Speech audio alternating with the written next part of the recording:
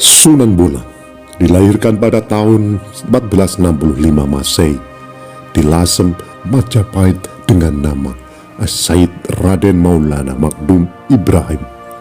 Ia adalah putra Sunan Ampel dengan Dewi Chandrawati. Ia juga dikenal sebagai pengubah suluk Wijil dan tembang Tombo Ati yang masih sering dinyanyikan orang sampai sekarang. Pendidikan. Dalam hal pendidikan, Sunan Bonang belajar pengetahuan dan ilmu agama dari ayahandanya sendiri, yaitu Sunan Ampel.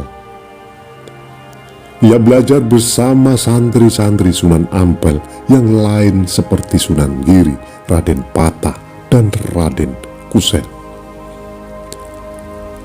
Sebelum melanjutkan nonton video ini, bagi yang suka dengan video-video kami, tolong bantu subscribe, like, komen, dan share. Bagi yang tidak suka, abaikan saja.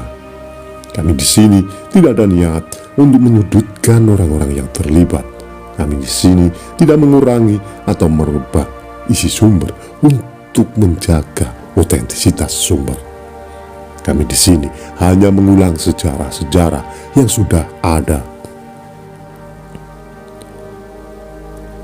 Selain dari Sunan Ampel, Sunan Bonang juga menuntut ilmu kepada Syekh Maulana Ishak, yaitu sewaktu bersama-sama Raden Paku, Sunan Giri ke Malaka dalam perjalanan haji ke Tanah Suci.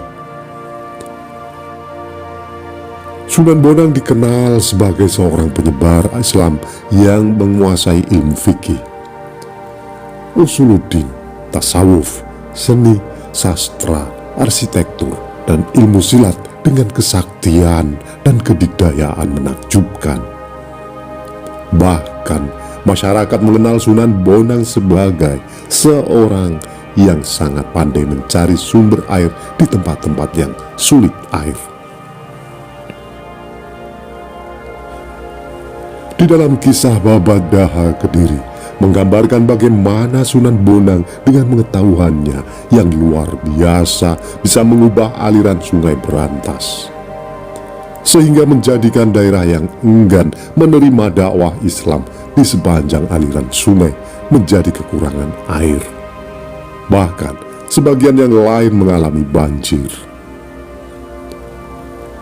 Sepanjang perdebatan dengan tokoh Putono Locaya yang selalu mengecam tindakan Sunan Bonang, tindakan dakwah Sunan Bonang, terlihat sekali bahwa tokoh Putono Locaya itu tidak kuasa menghadapi kesaktian yang dimiliki Sunan Bonang. Demikian juga dengan tokoh Nyai Pluncing yang kiranya seorang Bairawi penerus ajaran ilmu hitam, calon arang yang dapat dikalahkan oleh Sunan Bonang. Karya dan sastranya. Sunan Bonang banyak mengubah sastra berbentuk suluk atau tembang tamsil, antara lain suluk Wijil yang dipengaruhi kitab Al-Siddiq Arya Abu Said Al-Qair. Sunan Bonang juga mengubah tembang Tombo Ati dari bahasa Jawa, berarti penyembuh jiwa, yang kini masih sering dinyanyikan orang-orang sampai sekarang.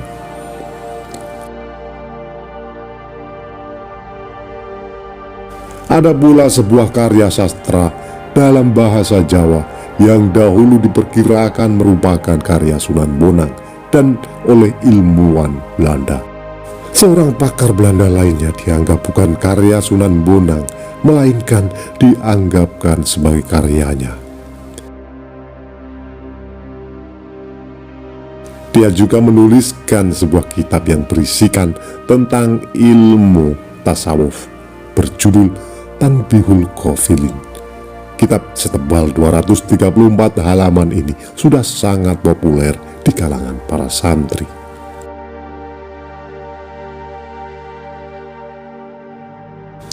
Sunan Bonang juga mengubah gamelan Jawa yang saat itu kental dengan estetika Hindu, dengan memberi nuansa baru Dialah yang menjadi kreator gamelan Jawa seperti sekarang, dengan menambahkan instrumen bonang.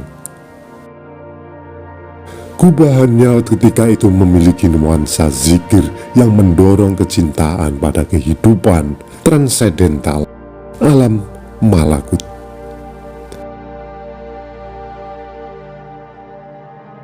Tembang Tombo Ati adalah salah satu karya Sunan Bonang. Dalam pentas pewayangan, Sunan Bonang adalah dalang yang piawai membius penontonnya. Kegemarannya adalah mengubah lakon dan memasukkan tafsir-tafsir khas Islam, kisah perseteruan Pandawa Kurawa. Keilmuannya, Sunan Bonang juga terkenal dalam hal ilmu kebatinannya, yang mengembangkan ilmu zikir yang berasal dari Rasulullah SAW. Kemudian dia kombinasi dengan keseimbangan pernapasan yang disebut dengan rahasia Alif Lam Mim, yang artinya hanya Allah Subhanahu wa Ta'ala yang tahu.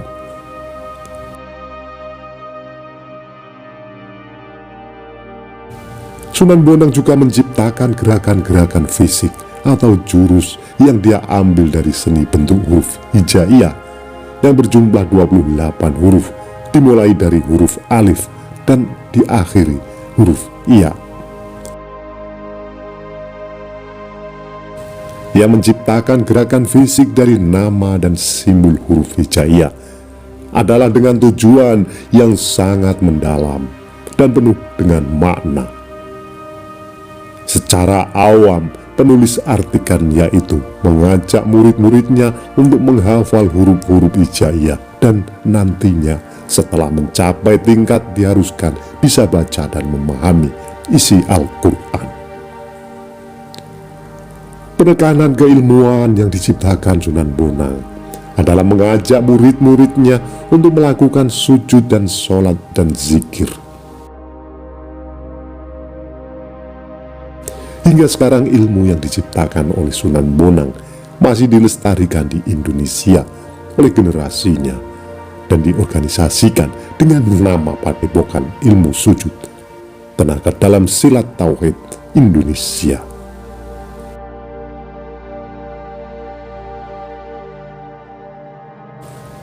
Itulah dari ulasan singkat kami mengenai sejarah Sunan Bonang.